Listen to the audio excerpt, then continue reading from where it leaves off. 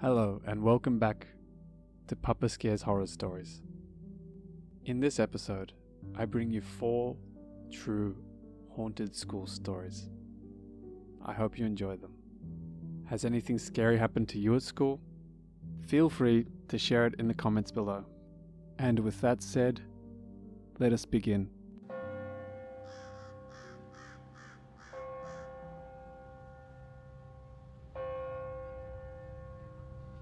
Working at a haunted middle school. So, a little backstory. I am a part-time custodian for the town that I live in and only work when I'm needed. I have pretty much worked at every school in the district, including the middle school that I attended. It's a fairly old school, built in the early 60s, and is actually being torn down in about a year to make room for the new middle school that will be replacing it. I love that school and never want to see it go, but it is kind of a dump. But every time I get the opportunity to go back and work there again, I always accept. I have always been a firm believer in ghosts and have had a handful of experiences, but had never experienced anything in that building before, until last winter. I was working a 3-night stint at the old middle school on the 2nd floor from about 2 p.m. to 9 p.m. Quite frankly, I didn't need 7 hours to go about the nightly routine of cleaning, but I was fine with that. On the first night, I went about my business knowing I could pace myself, but was still flying through my work. I'm not overly social when I work night shifts. I actually like them better because most people are gone by 5 p.m. and I can just have my headphones in and listen to music, podcasts, etc. It was probably about 5 p.m. when I was sweeping classroom floors in the science wing. All the doors were shut and locked, which is mandatory in the science wing, with the lights shut off in the rooms, meaning that all the teachers had gone home for the night. Now this detail is important. I have a system when it comes to cleaning rooms, and it's very simple. When I've done everything that needs to be done in a room, I shut the lights off in that room.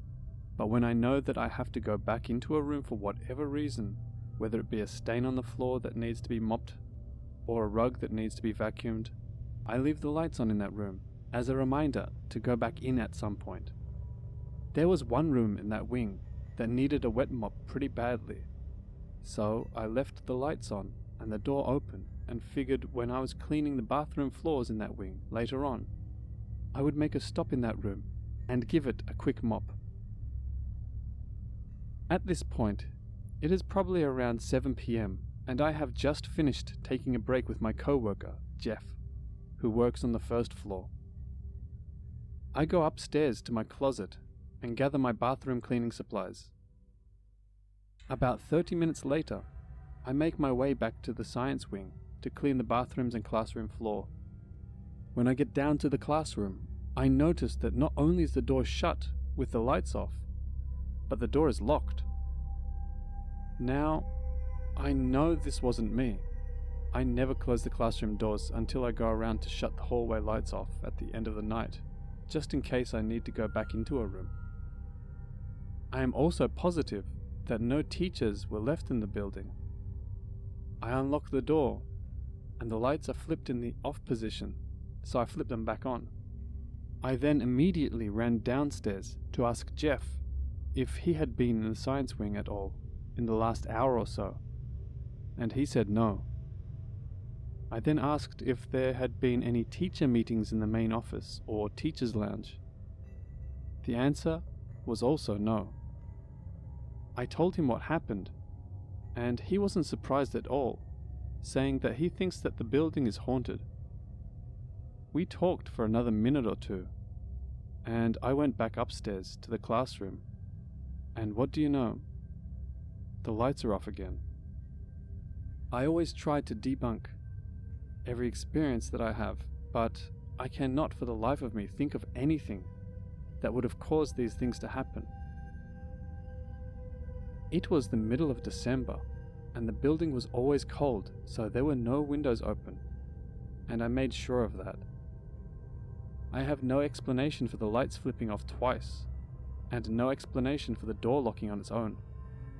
I walk around the entire upstairs, looking in every classroom, trying to find any sign that some teachers could have still been in the building, but I found nothing. I went back to mop the classroom floor and finished the rest of my work for the night. Night 2 was uneventful, but night 3 was the most eventful in my opinion.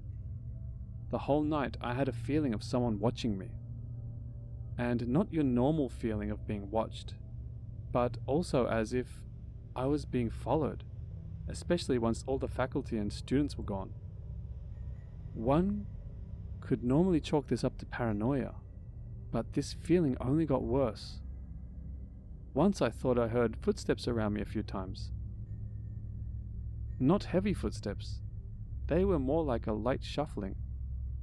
I ended up back at the science wing bathrooms. Now these bathrooms are faculty only, and the doors are always shut. They both open by just simply pushing the door. No knobs or levers to turn. But the women's bathroom on the left doesn't normally shut all the way. It stays propped open on its own by about half an inch, unless you pull it closed all the way.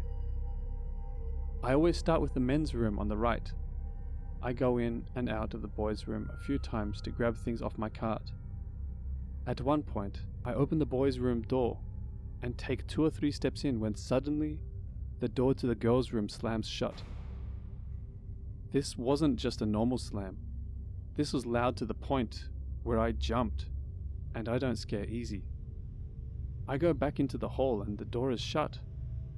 I open the door to the girls' room, certain that nobody is actually in there, but just to be safe, I do my normal, "Hello, is anyone in there? Custodial needs to come in," with the door just cracked open. No response. I open the door fully and both stalls are open and there is no one inside. I lean back into the hallway and shout for Jeff, thinking he somehow pulled a prank on me, slamming the door and then running into a nearby classroom. But then it occurred to me, these bathrooms are pretty far removed from any classrooms in both directions. If it was Jeff, or a kid playing a prank, I would have seen them. A few seconds after shouting to whoever may have been listening, I swear I heard faint whispers. The problem was, I couldn't tell what direction they came from. It was like they were all around me. I asked them to speak up, and they suddenly went silent. I must have spent 10 minutes playing with that door, trying to figure out what could have caused it to slam so hard. There are no windows that could have blown it shut, and the only vent in the room is on the other side of the room and does not blow hard enough to move the door with that kind of force, if at all. I quickly finished my work in the bathrooms and swept the hallway floors so I could finish up for the night. Once I was finished, I took one final walk around to shut off any classroom lights and lock any doors that may have been left open, as well as shutting off the hallway lights. While doing this, I made sure that I did not have my headphones in. If something wanted to get my attention, I was going to make sure they got it. Nothing happened while I made my final rounds upstairs, so I went downstairs to find Jeff. I asked him about the bathroom door slamming, and where he was around that time. He told me he was in the 6th grade classrooms by the kitchen, which is on the 1st floor and on the opposite side of the building. He also said that he had never experienced that bathroom door do anything weird before, but then again, he had never worked the upstairs wings before. I walked with Jeff, talking to him about random stuff as he went around shutting off his lights. It's probably around 9:15 p.m. at this point. Yes, we were there a little late at this point, but we didn't really mind. As we made our way down near the music wing, something urged me to look back down the hall from which we came, so I did just that. I turned to look, and I still get chills and smile like a madman when I think about what I saw. I saw a dark grey transparent figure, shaped like a person, walking from left to right down the hall towards the gym. I immediately started running down the hall to try and see it again, but played it off to Jeff like I thought I saw a real person and was going to direct them out of the building. But I knew what I saw. There were no people in the building. There were no basketball practices, no extracurriculars going that late. There should have been absolutely no one else in the building at all. I turn the corner and I don't see anyone. I check the bathrooms and there is no one. I checked further down the hall around the corner and there was no one. I looked outside to the front plaza and there wasn't a soul. No people, no cars, nothing. At this point, I honestly got teary-eyed, but not because I was upset or scared, but because I was happy. To that point in my life, those were the most intense experiences I had ever had. I firmly believe that someone was trying to contact me over those 3 days. Jeff and I finished up and went home. I have since been back to that school a handful of times, but unfortunately have not had any truly great experiences like I did those 3 nights, other than the shadows that we all sometimes see in the corners of our eyes. But who really knows for sure if those are spirits? They were nothing like the walking figure that I saw, so I chalk them up to my mind playing tricks on me. But like I said, who can be sure? The woman who normally works the upstairs wings of the school doesn't believe my stories. She has worked there for 11 years and says she has never experienced anything in that building before. But she is also one of the most closed-minded people I have ever met. She doesn't believe in ghosts and won't even ponder the idea of aliens or life outside of our planet. She says that I only saw what I wanted to see and experienced what I wanted to experience, but quite frankly, I think that is bullshit. My theory is that since I was clearly invested in what the spirit or spirits were doing, given that I would spend significant amounts of time trying to debunk my experiences, they tried to keep my attention almost like they were starved for attention altogether. I also think it's possible that since I was in a middle school, the spirit or spirits may be that of middle school age kids, and they were doing juvenile things just to mess with me, like shutting me out of rooms and scaring me by slamming the door. And then when I called for the voices I was hearing, they go silent, like students sometimes do when they get yelled at for talking during a test.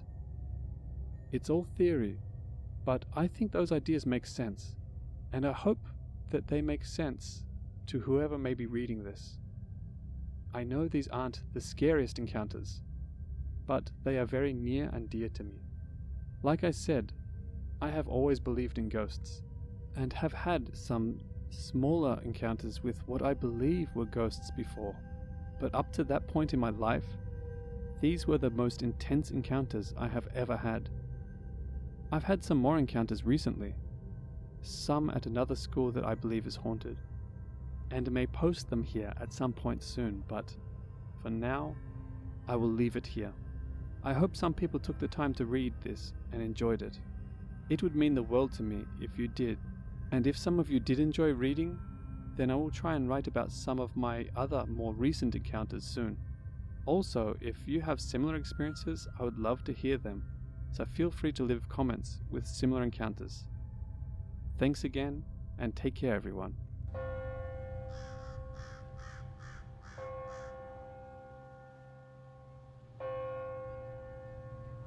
I hated my school because of this. Hey, I'm kind of new to Reddit, and this is my first post, so it might be kind of messy. So when I was in the 4th grade, there were rumors that the school I went to was built over a graveyard, At the time, me and my friends' mothers both worked at the school, so we could roam the school freely after school. We decided one day, after school, we'd go to all the haunted places in the school. The places being 2 classrooms, the girls' bathroom in the cafeteria, and the playground. We didn't tell our mothers about it, we just kinda went with it. First, we went to the bathroom in the cafeteria. So, me being the only girl, I had to go in. Girls had reported hearing crying and seeing bloody handprints on the sink. As soon as I walked in, I heard the crying. It freaked me out, of course. Every time I checked the stall, I heard the crying. Nothing was there. Eventually, I saw a bloody handprint, freaked out, and ran out of the bathroom. My one friend, who I'll call S, asked me what I saw, and I told them everything. They were equally freaked out. We really couldn't go into 2 of the classrooms, since the teachers in them wouldn't let us.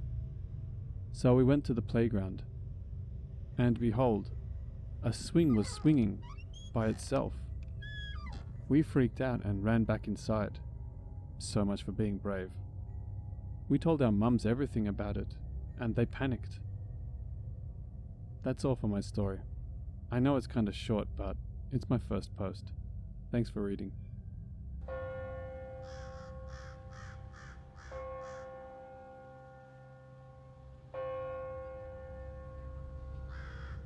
Haunted high school pool. So, I've never posted on this subreddit before, but I joined a while because of this following story. I work as a shift lead / lifeguard at the local high school pool. The pool isn't very old. It's been built in the last 15 years or so. I know there haven't been any drowning deaths there, but there is a rumor that somebody slipped in the men's locker room and died from head injuries, but I've never found out if it was real or true. I've worked there for just over a year now, and have experienced weird things all the time. Lights turn on and off, toilets flushing in bathrooms when nobody is there, strange noises and thuds heard. Basically a lot of things that skeptics could pass off as natural occurrences. Faulty lights and whatnot. My first story starts very early in the morning. Every morning we open at 5:30 a.m. I don't know why people want to swim so early, but whatever. I showed up at 5 a.m. to unlock the pool and do morning setup. Around 5:15 a.m. I hear a knock on the front doors and see a guy standing out there. He was quite underdressed for the cold weather, but I didn't care. I opened the door and told him we didn't open till 5:30. He responded, "Can I come in and change anyway? I won't get in the pool until then." I figured that was fine and let him in. He came to the front desk and pulled out his punch pass and scanned it. The program prompted me that his pass was expired. I told him that it was expired and he responded, "Oh, it was a punch pass. Do they expire?" I explained to him that the punch passes have to be used within a year of being purchased, and then told him not to worry about it and he could just go in today without paying. He said thank you and then took his swim bag into the locker room. A little bit later, my coworker texted me saying he couldn't come in today because he was super sick. I knew he was lying, but whatever. Now, over half hour had passed, and nobody else had come into the pool. I looked through the office window into the pool deck. Our pool is indoor. Our office is right next to the deck, and the glass allowing us to view the deck. The man wasn't out there, and I could see that the men's locker room motion-activated lights had turned off. I went out onto the deck and looked around. He wasn't there. I feared for the worst and ran to the locker room. The lights turned on and revealed nobody was there. No bag, nothing. I was a little freaked out at first, but then realized maybe this guy left out the doors on the opposite side of the pool without me knowing Maybe he changed his mind about swimming. This story is kinda creepy, but could be a coincidence. This next story was at the same pool, this time at night. We were closing, and I was with one other coworker. I was in our office counting the money we had made for our report. My coworker went to check both locker rooms and turn the lights off. Moments after she went to check the men's locker room, I heard a very clear long whistle. A long whistle activates our emergency action plan, essentially meaning that someone is hurt and the other guard needs to assist. I dropped the money and ran to the locker room. When I rounded the corner to the locker room door, my coworker was walking out and was frightened when I was running at her. I asked why she blew her whistle, and she kept saying she didn't. Turns out she left her whistle in the office. She was convinced that I was messing with her, but I know I heard a whistle. The second story here still puzzles me, and I have no idea what happened. Some of my coworkers have reported having a guy coming into the pool and going into locker room, only to never come out. I don't know if anyone here could explain to me what could possibly be happening, but honestly, I still hate working there alone. It scares me.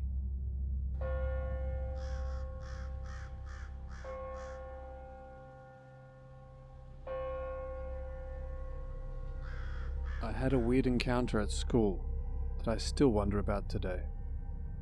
This happened at my high school around June of this year, so not too long ago. I was with my friend and we were both seniors and pretty bored with nothing to do at school, so we skipped a class and walked around the school until the period was over. We went into a bathroom because there were some security guards at school eyeing us. So we decided to stay in the bathroom till the period was over.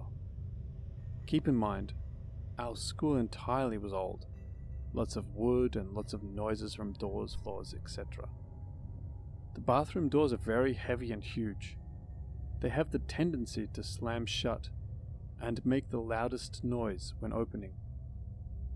So we're in the bathroom, and me and my friend heard loud footsteps, like heels, from a teacher, approaching the bathroom door. The both of us went into separate stalls of the bathroom and waited. We heard her walk in. The loud door opened, and the heels were very clearly in the bathroom with us now.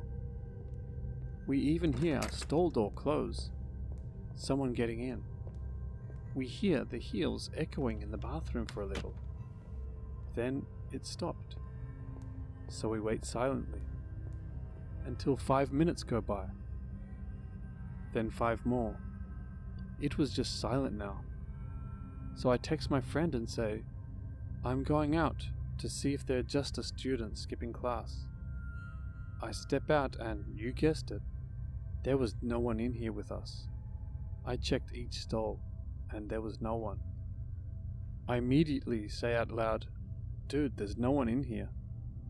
And my friend comes out and is basically freaking out. We keep thinking about how even if they left, we would have heard the huge loud creaky door open and close, or the heels, but nothing. We were both thinking no way, we heard them right here with us. We kept kind of laughing nervously, trying to make a joke out of it, but it made no sense. Someone was definitely in here. Then, a few minutes after us freaking out, the bell rang, and we walked out of the bathroom.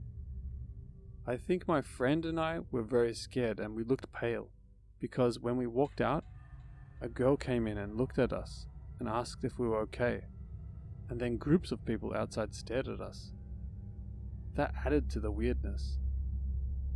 The rest of that day, I hung out with that friend, and everything just felt weird, off balance. I still wonder about it. I know it's not the creepiest story, but I was thinking about it today, and decided to share it and see what you guys think.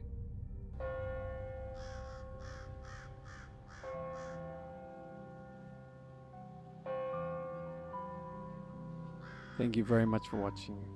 That was 4 true haunted school stories. I hope you enjoyed them. A big thank you to all the Reddit users who allowed me to use their stories. I really appreciate it. A link to all the originals can be found in the description below. If you enjoyed the video, feel free to hit the like button, comment, and subscribe if you're new. That way you can be kept up to date with future content. As of next week, I'm going to start uploading videos on Mondays, Wednesdays, and Fridays. So be sure to come back again then. If you have any true stories you'd like me to read, please submit them to scarepapa@gmail.com. The details are in the description below. And with that said, thank you very much again for watching, and stay safe.